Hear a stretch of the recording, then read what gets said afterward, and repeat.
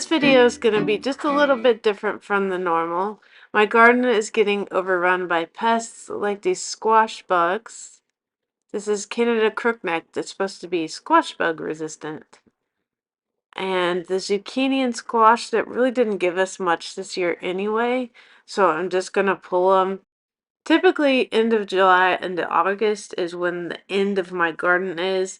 We're having a mild summer this year, so I'm able to have pretty nice looking plants right now, other than they're not fruiting very much. The squash bugs are starting to take over. Usually the heat would start to kill them. I have a shade cloth up. It's 40% block, and it's doing amazing things for them. But the squash bugs are at their height right now, so I'm just getting rid of this crookneck squash and zucchini squash, and then I had some patty pan squash. And in front here that I left are pumpkins. If they don't make some kind of fruit soon, I won't have any pumpkins for fall. Every gardening year is just a little bit different, so you can't expect the same results. This spring was really wet here in East Texas. I think it affected the plants like that. The plants look amazing, but they didn't produce much. We had a soil survey done a few years back, and from the top to about 4 inches is sandy loam, and 4 inches to 55 inches down is clay. So that, along with the weed fabric, keeps it pretty wet if it's a wet year. If it's a typical drought year, then it gets really dry. Peppers behind me are gonna stay. I'm gonna overwinter those in the greenhouse, and these are gonna go. These tomatoes here are some of the beefsteak and sandwich slasher, and I think Cherokee purple, and I can't remember what else, but most of them didn't produce anything. They'd have flowers sometimes and didn't produce anything. Now, during the storm, some of the green tomatoes got knocked off, so they never got the chance to get ripe. But after the storms, well, I guess between, because we've been in some storms lately, they didn't make anything. And now, just big old tomato vines not producing anything. They'll have flowers, but won't produce any tomatoes. And again, typically in late July, early August, they're done producing anyway. It's just too hot here. And I've already started my fall garden seeds in my house, so I'm ready for this clean out so everything can look nice and neat. If these tomatoes did anything this year, they gave the goats a treat.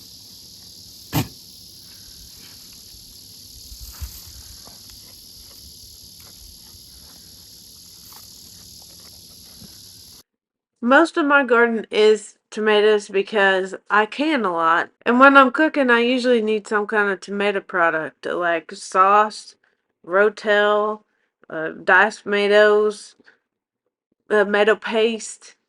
I feel like bubble gum. Fried shrimp, boiled shrimp, shrimp and potatoes, shrimp and this. I don't like shrimp. But you get the point. Lots of tomatoes. Which reminds me, my friend Courtney and her husband thought it was funny that I say tomatoes in my videos. It's from the Life According to Jake Boone. It's a YouTube channel.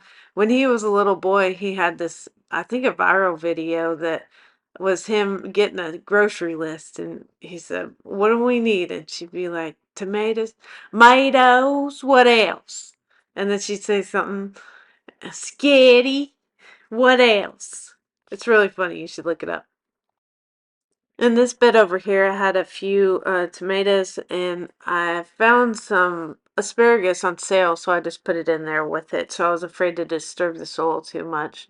Also, when I'm cleaning these beds out, I take the time to pull the weeds in the mulch around it. I have weed fabric down, but it still starts sprouting up weeds in the mulch. But if you don't have the mulch, then it burns your plants because it's black and it's hot in Texas. Some people say it doesn't burn, but it does. Definitely, I've tested it. I've found that if I compartmentalize the weeding, it's a lot easier, and I like everything to be fresh and clean all at once. So you'll notice me wearing different clothes. I think I did this over 3 or 4 days, but I pulled weeds in between each of the beds as I was going along. And you might notice some of them I left. It's alyssum, and they actually deter some garden pests, so I left them, but it'll seed itself everywhere. This bed had a good bed of mushrooms growing there, but I don't know what kind they are. I'm not gonna test them. A project I have in mind in the future is more of a roof style shade for over the garden, because it got so wet this year that those posts are all leaning inwards and it's making the shade cloth sag. And sometimes in a high wind, it starts to break the tops of the plants. I think my corn is probably not gonna make much corn because it's kind of been destroyed on the top.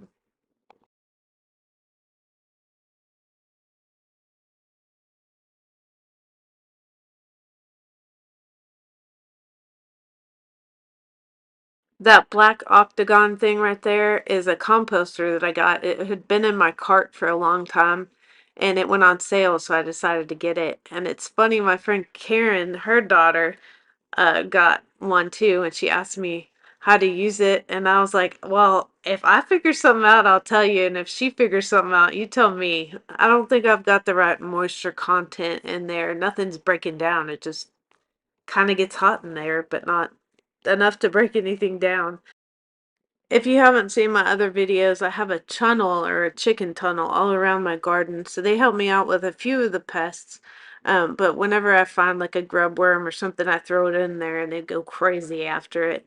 Usually they follow me around because I'll give them tomatoes that have been eaten by my little rabbit friends in here, or insects or something.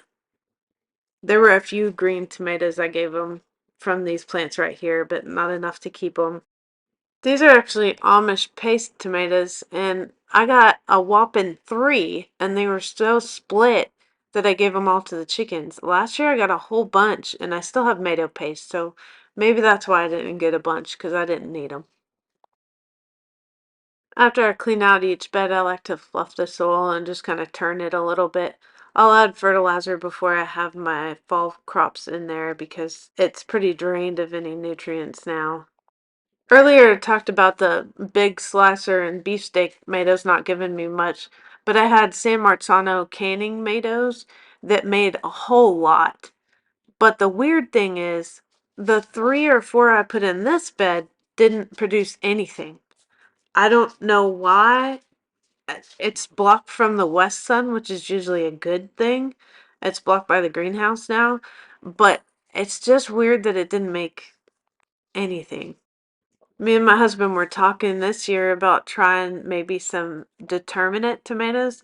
If you don't know, indeterminate tomatoes get huge like this, and they produce, or they're supposed to produce fruit a lot of the year, over and over again.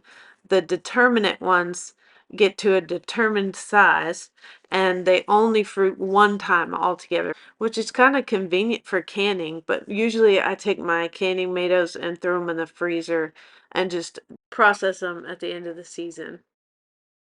I'm really proud of the sketty squash up here, but I keep getting knocked in the head by sketty squashes and having to sidestep all these vines hanging down. So I like how it's over the top. I'm going to leave that as long as the squash bugs let it survive.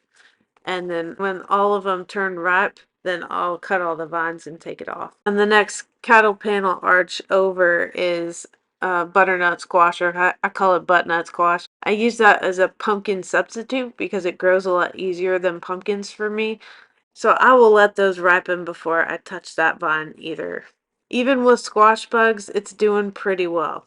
I completely forgot I was gonna grow some loofah gourds over the second one because the butternut doesn't really like to climb like that, like the sketty squash does. So maybe next year I'll remember. Of course, then I'll have even more things that knock me in the head. Not like it hurt anything. In August, there's a challenge called the Every Bit Counts Challenge, and she has challenged everyone to preserve at least one thing a day in August. It's actually really hard. Sometimes at the end of farming, I just want to lay down and rest my back or something, and I have to stand up in the kitchen. But anyway, she's in Ohio, and her garden is doing best in August, so that's why she does it then. Mine is usually dead by then, but I've started filming early when my garden was doing better, and I'm going to release those in August, so they'll be at the end of my videos and on Instagram. You know, I have cattle fencing around my garden to keep the cows out and the goats and everything.